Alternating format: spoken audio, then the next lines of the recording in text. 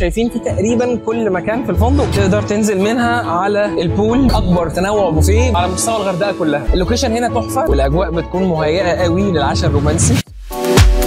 الفندق هنا مفيش فيه غرف، عباره عن سويتات وفيلل. الفندق رقم 1 في الغردقه اللي مفيش فيه غلطه ريكسوس بريميوم مجاويش. نقدر نقول ان ريكسوس بيقدم افضل تجربه فندقيه في مصر للكابلز والعائلات. البول فيلا من اكتر انواع السويتات اللي انا بحبها هنا، تبقى عباره عن غرفه واحده بس، والغرفه بتكون كينج سايز بيد، وبعد كده بيكون في الليفينج. هي تصميمها بسيط. احلى حاجه فيها بقى هي الاريا اللي بره دي، لان البول فيلا هي سويم اب، تقدر تنزل منها على البول بشكل مباشر. فلا البول فيلا من الاختيارات الحلوه قوي، بالذات لو انتوا هاني مونرز تقدروا على حاجه حلوه ومختلفه. البول فيلا بالنسبه لكم برضو اختيار كويس قوي. من اجمل الشواطئ اللي موجوده في الغردقه كلها طبعا هو الشط بتاع ريكسوس بريميوم مجاويش. الشط هنا رملي ممهد جدا، وفي نفس الوقت حلو قوي قوي للعوم للناس اللي بتحب الشواطئ الرمليه. البرايفت كابانز من اجمل التجارب اللي انت لما تيجي ريكسوس مجاويش لازم تجربها.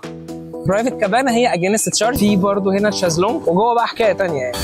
طبعا الكابانا بتكون مجهزه بالكامل في وش البحر بشكل مباشر. بتدخل بتلاقي السناكس، فاكهه، بتلاقي المشروبات اللي انت عايزها، وكمان بيكون فيها الباتلر سيرفيس يقدر يساعدك ويجيب لك اي حاجه انت عايزها لغايه عندك.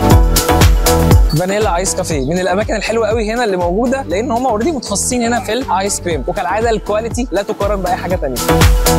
البيتش بار برضو من الاماكن المميزه وحلوه قوي هنا، لان انت بتكون انت قاعد هنا تقدر تطلب اي حاجه انت عايزها، والبحر بيكون جنبك على طول. فاللوكيشن بشكل عام حلو، وكمان بيتعمل هنا اكتيفيتي، بيتعمل حفلات وشوز كتير مختلفه، فالاتموسفير العام حلو قوي.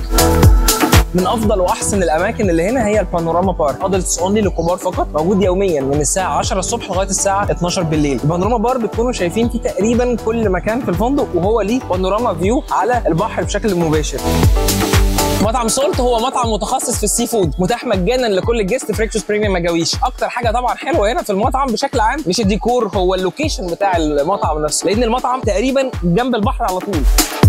من ضمن الحاجات الحلوه قوي بقى هنا هي الرومانتيك دينر. لو انت عايز تعمل اوريدي عشاء رومانسي على البحر بسيت اب مختلف تماما، والاجواء بتكون مهيئه قوي للعشاء الرومانسي، ممكن تعمل سربرايز لمراتك، فاللوكيشن تحفه.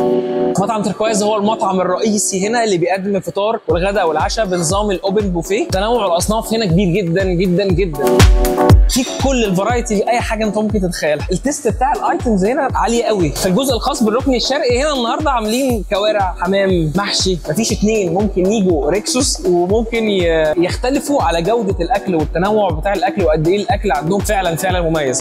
الانترتينمنت هنا بقى في ريكسوس قصه كبيره قوي، لان هم مختلفين ومتميزين قوي في الموضوع ده. بيكون في حفلات كتير كل يوم من فرق عالميه، والشوز بتبقى عالميه. هم متخصصين وشاطرين قوي في الشوز دي. المهم ان ريكسوس دايما بيكون عامل لك حاله انك مش هتزهق، لان هو فعلا فاهم احتياجاتك كويس، بيلبيها لك باحسن شكل ممكن.